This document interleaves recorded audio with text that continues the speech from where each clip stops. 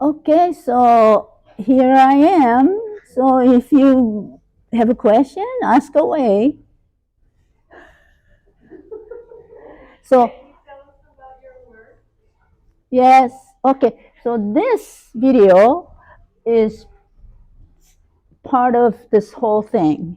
This video is collaboration of myself, Lori Otani, Buto Master, Andrew Binkley, and Monica Ha. So we came together and made this, the story of June. So that's how collaboration came. So did you have a chance to look at it? No? You want to look at now a little bit? It's only 12 minutes. Can you, how do I turn the sounds on?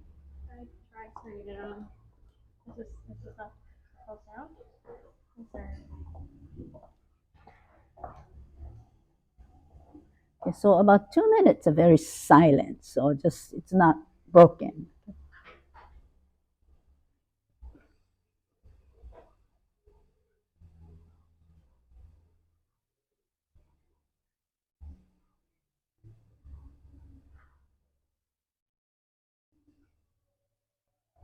So in this video, I was um, I was like explaining, introducing this June story. So I was a narrator without saying anything because this music and Buto and this images itself is speak itself, I thought, and like my voice. So this is, let's start.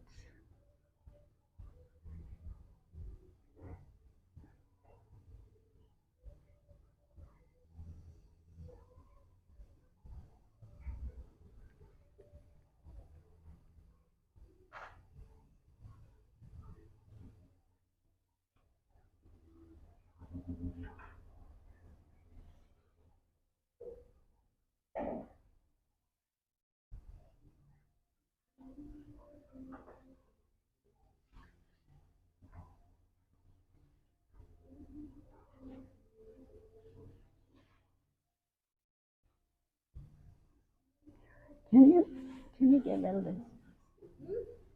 Is that always this?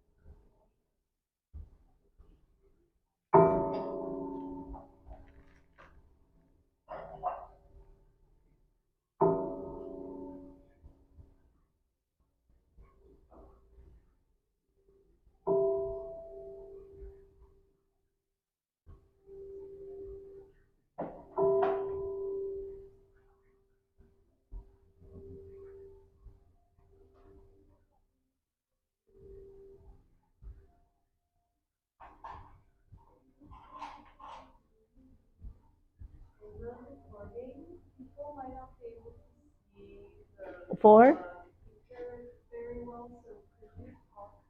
Oh, okay. Okay. Okay. So,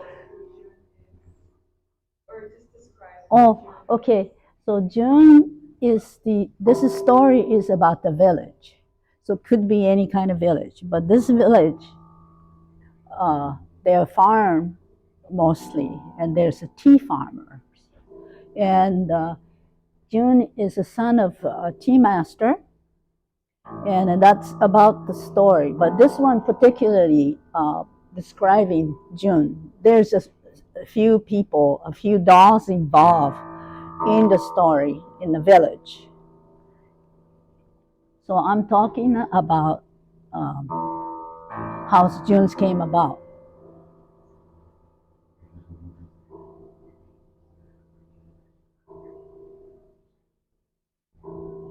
So I gave them a page for this June's beginning. There's many chapters. So I gave to Andrew, Monica, and Lori. And I said, just okay, do whatever you want. And then we came together, and this is how it came about from what inspired them, my writing.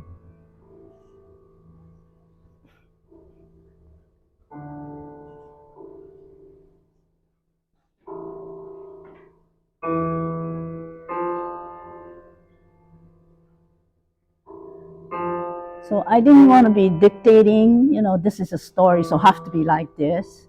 And that wouldn't be collaboration. And I wanted to be pure collaboration with them.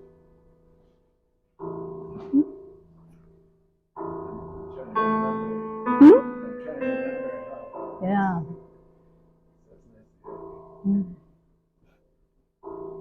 Did we each had our own individual idea? I guess so. We didn't really talk about it. Because it was over time. Mhm. Yeah. What it is. Yeah.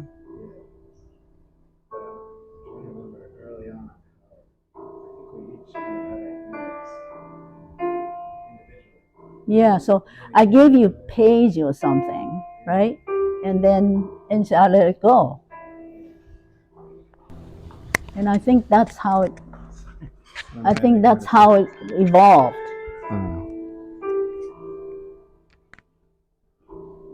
Andrew, what materials, what media were you working with for this? Well, initially the background video projection that you see, this steam that's rising, that's what I was doing. Okay. And I do remember, like, after reading the page or the chapter, Mm-hmm. having this idea, I think, but with an awareness that we were going to have music, performance, buto. And you doing tea ceremony, was that Yeah. from the very beginning? Yeah. An idea that you had? I wanted to connect it all to the tea, the village and that's the whole story is about. I remember, like, it was almost like the last minute or maybe the day before that Lori had the idea to have these leaves on the ground. Yeah. There's a scene right now, she was holding the leaf. Yeah. But I thought it was a beautiful idea and feeling when she put all these leaves on the ground. Yeah. Because then when you entered the space, the whole smell of the room. And the sounds, And the sound, it added a lot. The leaves, lychee leaves that came from our garden. They didn't want to throw out because it smells so good. So then. Oh, that was good. Also a performance. Yeah. Here at Fish Cake. What year was that? 22, yeah. No. Pre-COVID. 2018, 2019? 28, what? 18? That sounds right. Yeah, in the back. Mm-hmm. Wait, that space? Yep. Oh, yeah. Back there. Mm. So I always assumed that you had photographed this during the performance. Oh, yeah. The day before. No, we did. Right before. We did day before. No, that very day.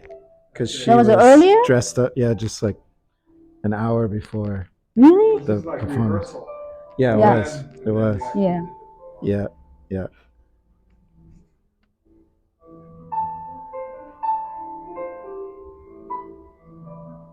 But in documenting it, I wanted to be able to get right up close to her and not interrupt it for the audience, like this shot.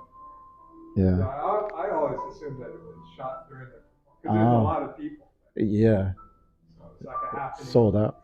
And then, and then I hadn't seen this for a while, and I rewatched it. And go, how did you do that? Sorry, gave away the magic. Yeah. Oh, great. What was amazing too is Lori. Every time it was different. Yeah. So she did basically 3 performances. Ad-lib, None of them ad-lib. were exactly the same at all. So in this story, she was traveling Buto troupe, and so I have in mind when I made that doll, I have in mind about her. So, and then I had an interview with her because I was in a video kit. So I interviewed her, and one of the question was, why are you putting the white makeup on yourself? And she says, because she feel like that's taking out all the color, like a personality or ego, and then can be more pure. So, and then later on, I said, do you remember you said that? Says, did I say that? So it was kind of strange, but so the painting, drawing came from that.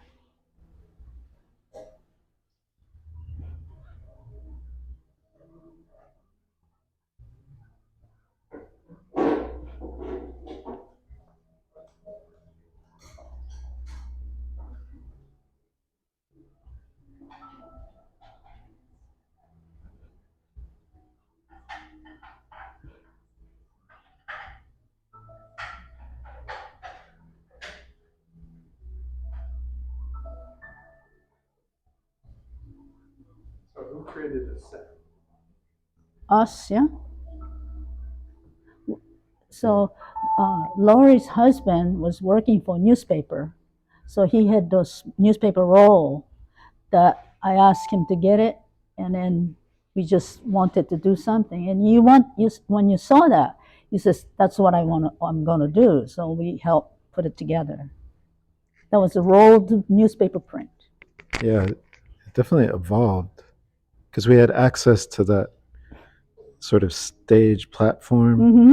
through Fish Cake, and then we had that material. So then that led to wrapping it Yeah. to create this Yeah. sort of almost like a So rice paper.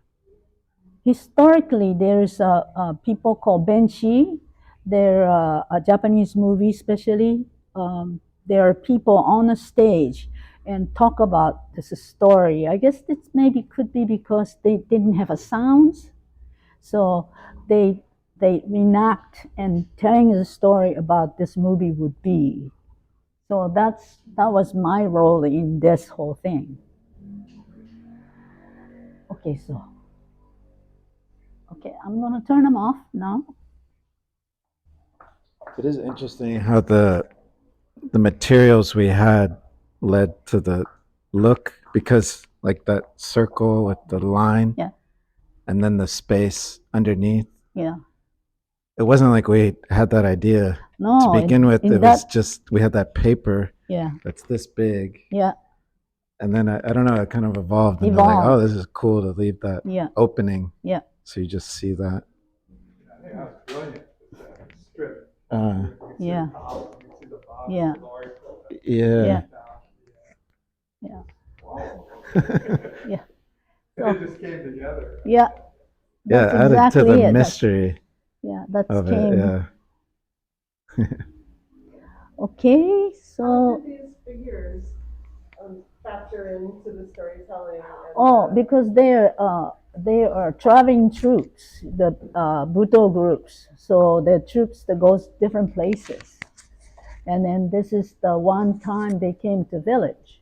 It's still they do that. There's a kabuki troops. They go to different theater in a different countryside of Japan. They do have a performance. So that's because I wanted them to, I don't know, somehow that came together.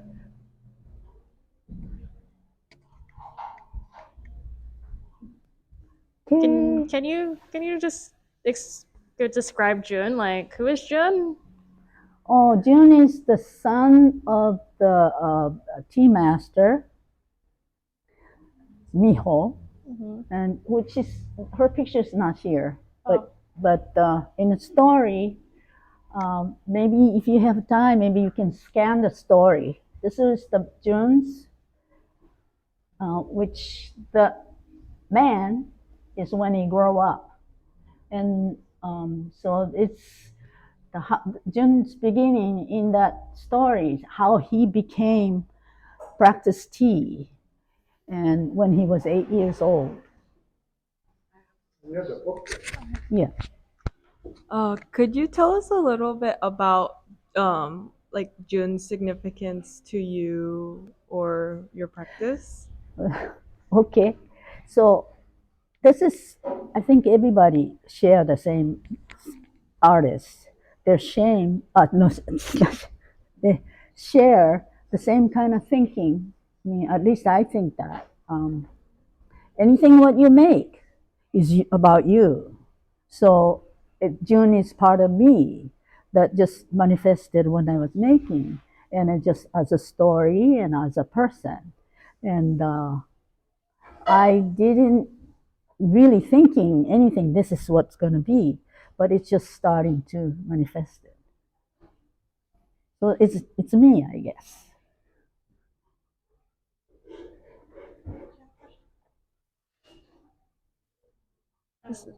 So in a way, is it like a partial like self-portrait or Yes, uh, I think so. and are there other like characters that are Yes. part of this Yeah. universe? Yeah. So that character, Kalen, is a nun, which is she's daughter of a priestess in a village. So she has a story too, still unfolding. And how long have you been working on this series? Since 2012. So that's the inception of a story and the characteristic of dolls. Yeah. It's kind of fun. So storytelling is like a big part of your practice, or it's like This you is the have like a first. chronological. Um, I don't know. I feel like it came in the same time of story and doll making. And when I start making dolls of different, different dolls, I showed at the JCCH, Japanese Culture Center here, and so I showed them first time different dolls, which is different doll had a different pose and different persona. So, and that time I think I had in mind what these dolls are will be, and it just developed from that. Anyone else have any questions?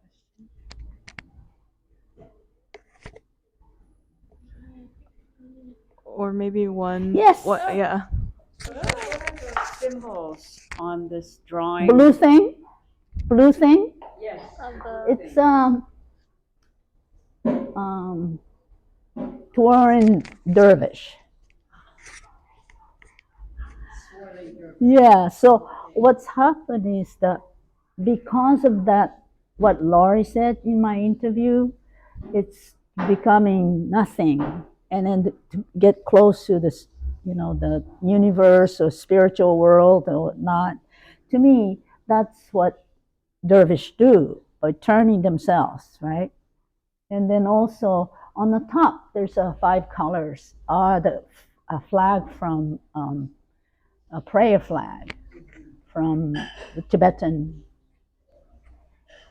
religion. So I wanted to put it together something what she was saying to go to like spiritual world. To me, that's like a physical world that when I think about it, that's came in my mind. So I put it there.